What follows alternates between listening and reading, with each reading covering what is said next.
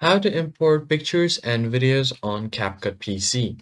Hey everyone, in this tutorial, I'm going to show you guys how you can easily import pictures and videos on your CapCut.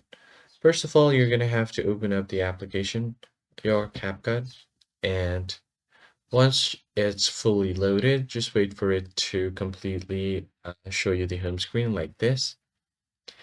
And then from here, you have different options. So in order to create a new project, you can click on this create new project option on the plus icon, and it will open up a new editing window for you. Once your editing window is opened up, as you can see here, CapCut, this editing website, this editing app has been comprised of few different windows itself.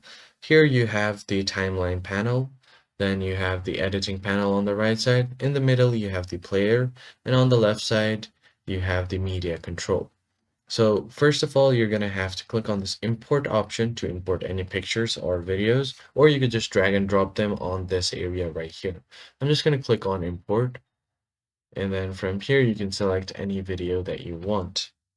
So as you can see here, I have imported a wallpaper. And if you want to import a video, you could do the same thing.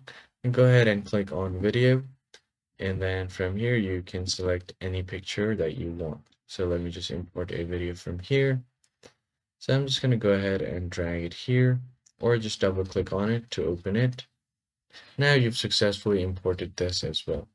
So in order to bring them to your timeline, you can just drag and then drop it down below like this, or you could just click on the plus icon right besides it.